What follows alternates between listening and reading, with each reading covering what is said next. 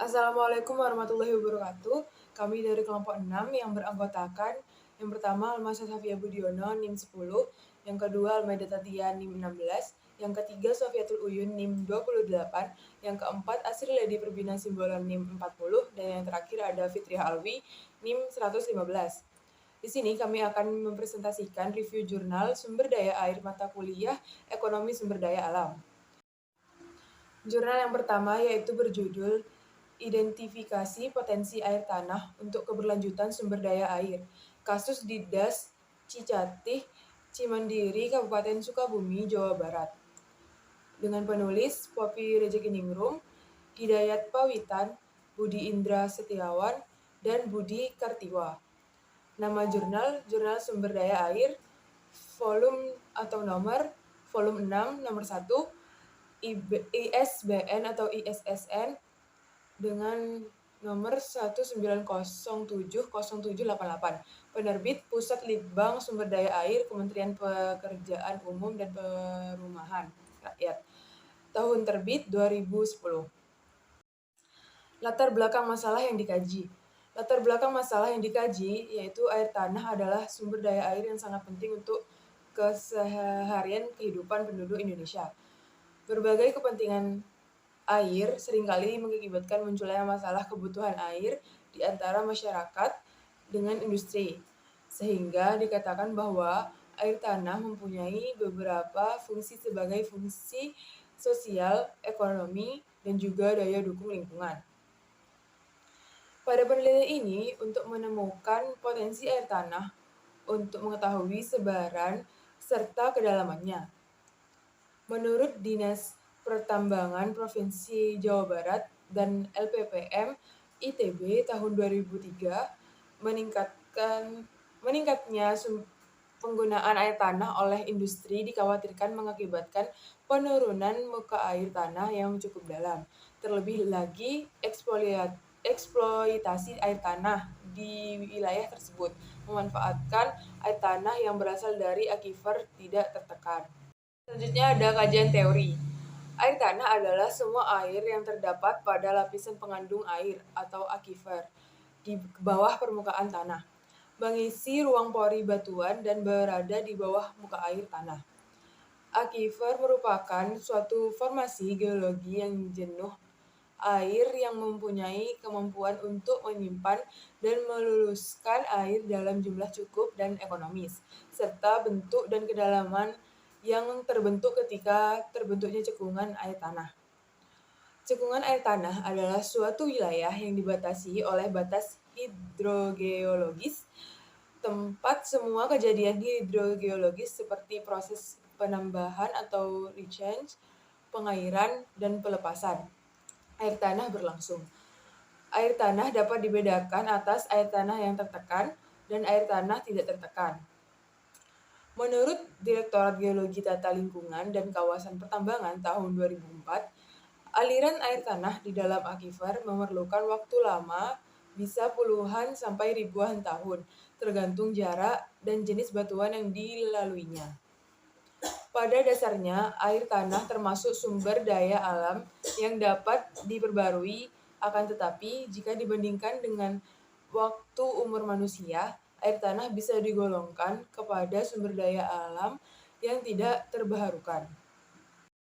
Untuk poin selanjutnya yaitu metode.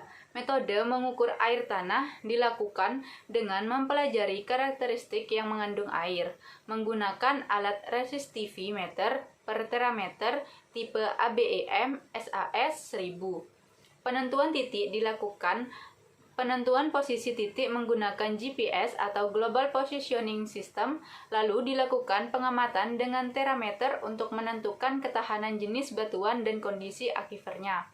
Pengukuran besarnya tahanan jenis batuan di bawah permukaan tanah dengan menggunakan metode Vertical Electrical Sounding atau VES dilakukan untuk mengetahui susunan lapisan batuan bawah tanah secara vertikal dengan memberikan arus listrik ke dalam tanah dan mencatat perbedaan potensi terukur. Metode Schlumberger digunakan untuk mengukur nilai tahanan jenis di lapangan. Untuk poin selanjutnya yaitu analisis review jurnal. Pada analisis jurnal yang berjudul Identifikasi Potensi Air Tanah untuk Keberlanjutan Sumber Daya Air, kasus di DAS Cicati, Cimandiri, Kabupaten Sukabumi, Jawa Barat. Terdapat 12 titik pengukuran identifikasi hasil di lapang yang merupakan batuan gunung api Gunung Salak, tersusun dari bahan endapan dan bahan tuf yang berbeda-beda serta memiliki lapisan yang berbeda pula. Seperti contoh pada titik PO2 yang merupakan batuan gunung api Gunung Salak, tersusun dari bahan tuf, batu apung, pasir KVST, dan di bawahnya berupa batuan gunung api tak terpisahkan atau KVU.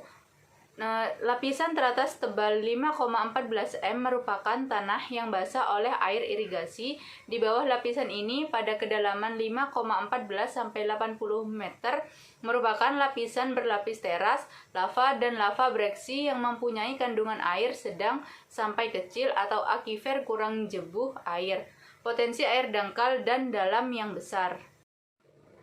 Evaluasi review jurnal. Hasil identifikasi air tanah di DAS Cicati, maka pemanfaatan air tanah untuk memenuhi suatu permintaan dapat dilakukan dengan mempertimbangkan yang pertama, kebutuhan air tanah untuk jangka panjang berdasarkan perkembangan pemanfaatan air tanah yang telah ada dan juga rencana pengembangan air tanah selanjutnya. Untuk yang kedua, rekaan atau model simulasi matematis kondisi hidrogeologi mirip keadaan alami. Yang ketiga, perencanaan pemanfaatan air tanah dalam kurun waktu tertentu sesuai kuota pengambilan air tanah yang aman sehingga pemanfaatannya tidak sampai menimbulkan dampak negatif. Untuk yang keempat yaitu pemanfaatan air tanah untuk memenuhi permintaan harus lebih kecil atau maksimum sama dengan daya dukung ketersediaannya secara alami. Untuk nomor 5 yaitu lokasi-lokasi yang kondisi lingkungan air tanahnya telah rawan atau krisis dilakukan pengaturan pengambilan serta peruntukannya lebih lanjut sesuai dengan kemampuan ketersediaannya serta bagi yang telah ada wajib dilakukan. Untuk yang terakhir yaitu kesimpulan. Identifikasi potensi air tanah yang diwujudkan dalam tahanan jenis dan ketebalan akifer menunjukkan bahwa akifer produktif tinggi dengan debit lebih dari 2,5 liter per S per kilometer pangkat 2 terdapat di Kecamatan Cidahu bagian selatan, Cicurug, Nagrak bagian selatan, Kadu Dampit bagian selatan, dan Caringin bagian selatan serta Kecamatan Cisaat. Sedangkan akifer produktif sedang dengan debit kurang dari 2,5 liter per S per kilometer pangkat 2 ditemukan di Kecamatan Nagrak bagian, Kadu Dampit bagian utara, dan Caringi bagian utara, Kecamatan Bojonggenteng, Kecamatan Kalapan Nunggal, Kecamatan Cicantayan, dan Kecamatan Cikidang. Daerah air langka dan krisis air terdapat di Kecamatan Cibadak, Kecamatan Cikembar bagian utara, dan Kecamatan Warung Kiara. Di wilayah akifer produktif tinggi dengan debit air lebih dari 2,5 liter per S per kilometer pangkat 2, inilah yang layak untuk dilakukan pembuatan sumur air tanah dalam. Baik, selanjutnya yaitu jurnal kedua dengan judul Konsep Pengelolaan Sumber Daya Air Berkelanjutan yang ditulis oleh Momok Suprapto dengan nama Jurnal Teknik Sipil UAJY dengan volume 12 nomor 1 dengan nomor ISSN 1411-600X yang diterbitkan oleh Program Studi Teknik Sipil Fakultas Teknik Universitas Atmajaya Yogyakarta pada tahun 2000. Untuk ringkasan review jurnal yang kedua, dengan latar belakang masalah yang dikaji yaitu penggunaan air diatur oleh pemerintah melalui Undang-Undang Nomor 7 Tahun 2004 tentang Sumber Daya Air, agar pendayagunaan sumber daya air ini dapat bermanfaat optimal dan berkelanjutan. Kecenderungan kekurangan air terjadi hampir di setiap daerah irigasi saat menjelang musim penghujan berhenti, merupakan indikator rusaknya DAS. Pengelolaan SDA menghadapi kendala ini sulitnya memelihara arus atau level muka air yang dapat memuaskan beragam kebutuhan. Perlu jaminan penyediaan air dan pengaturan pembagian air di saat air yang tersedia kecil. Lalu pada kajian teorinya, perubahan iklim suhu regional, yaitu menurut Rosenzweig dan Kasasa tahun 2009. Perubahan ini berpengaruh terhadap pola hujan dalam skala volume, waktu, dan ruang, yang pada akhirnya berdampak terhadap aliran sungai. Dan perubahan aliran sungai dapat berpengaruh terhadap infrastruktur keairan dalam beragam fungsi menurut Drakap dan Vicuna tahun 2006.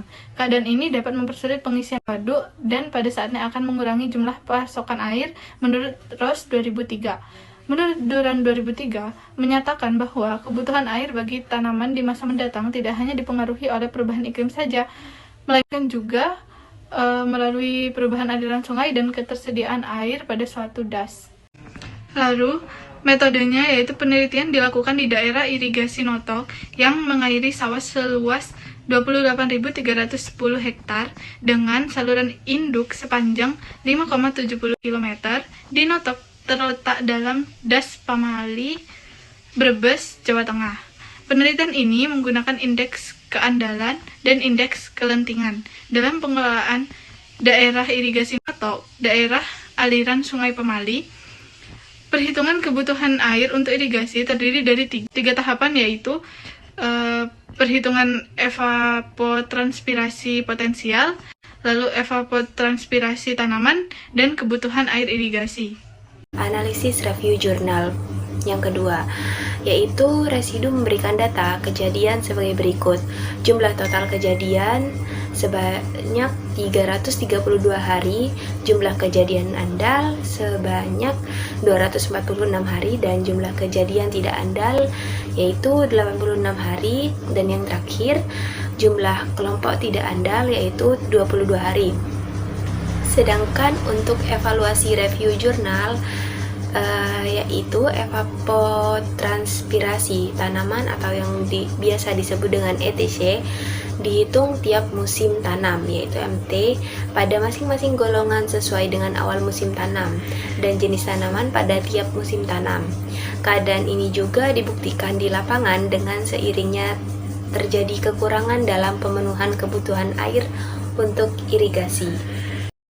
Baik, adapun kesimpulan yang diperoleh dari review jurnal kedua, yaitu pengolahan sumber daya air berkelanjutan, yaitu pada hasil penelitian yang dilakukan cukup memuaskan karena hasil penelitian tersebut dapat membuktikan bahwa faktor K yang selama ini digunakan dalam pengolahan sistem irigasi yang di Indonesia memerlukan pengkajian ulang. Selain itu, ketidakmampuan faktor K dalam memberikan jaminan waktu kembalinya arus air pada kondisi normal, yaitu dapat mengakibatkan kekurangan air yang mengakibatkan adanya gagal panen. Sekian presentasi dari kami. Kurang dan lebihnya mohon maaf. Terima kasih. Wassalamualaikum warahmatullahi wabarakatuh.